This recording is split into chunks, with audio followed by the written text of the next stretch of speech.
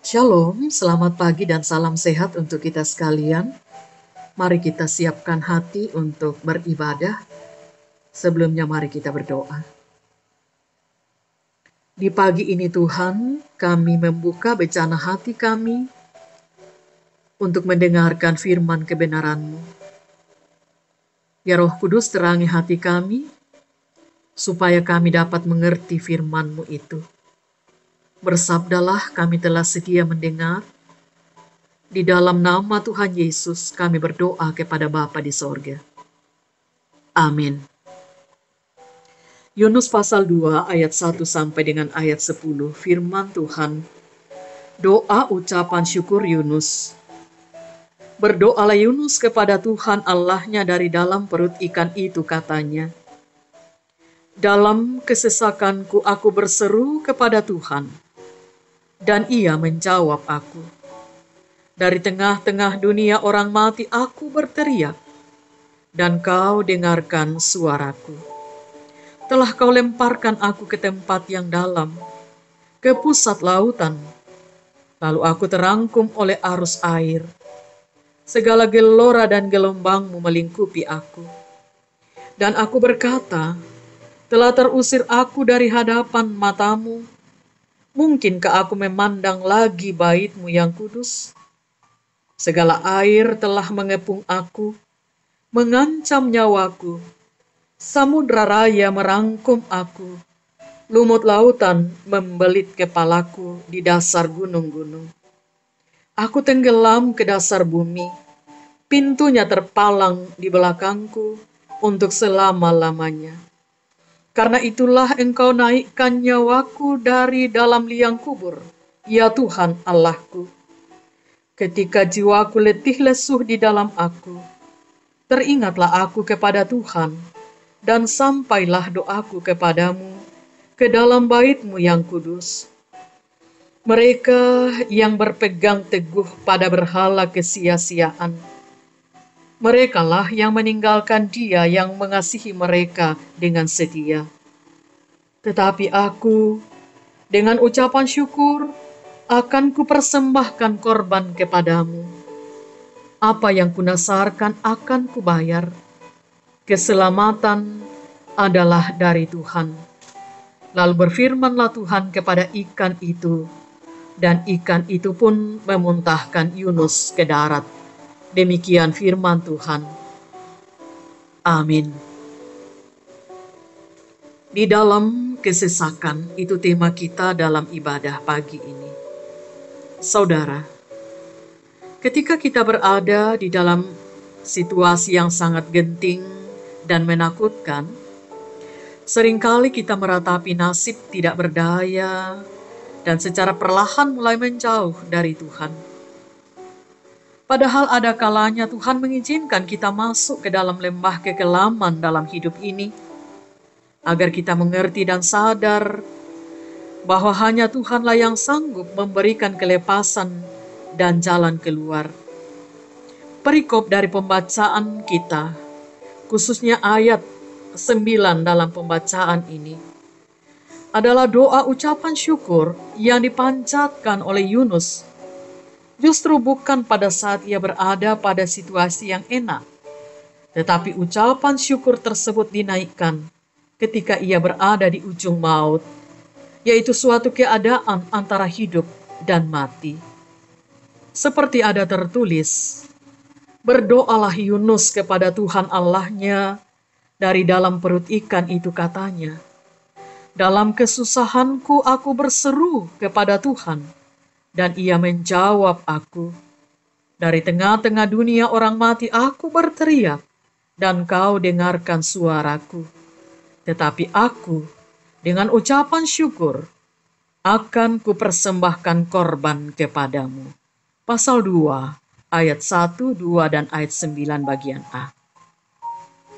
Saudara, bila kita tidak mengalami suatu kesulitan atau masalah, memang sangat mudah bagi kita untuk bermazmur dan bersorak-sorai bagi Tuhan. Namun bagaimana bila keadaan yang tidak enak sedang menimpa kita? Mari kita belajar seperti yang dilakukan oleh Yunus ketika berada dalam kesesakan. Ia lari dan berteriak memohon pertolongan hanya kepada Tuhan. Karena itu, ketuklah pintu hati Tuhan dengan sungguh-sungguh. Pasti tangan Tuhan akan segera menolong kita. Bukankah firman Tuhan dengan jelas mengatakan bahwa sesungguhnya tangan Tuhan tidak kurang panjang untuk menyelamatkan, dan pendengarannya tidak kurang tajam untuk mendengar? Yesaya 59 ayat 1. Jangan pernah menyerah dengan keadaan kita, dan jangan pernah memberi kesempatan kepada iblis untuk terus berusaha melemahkan iman kita. Sekalipun kegelapan itu begitu pekat, menyelubungi hidup kita, dan seolah-olah tidak ada sinar secercah pun, percayalah, Tuhan sanggup memberikan jalan keluar yang terbaik. Yunus yang seharusnya mati di dalam perut ikan, dilemparkan dan dikeluarkan oleh Tuhan, dan ia diselamatkan.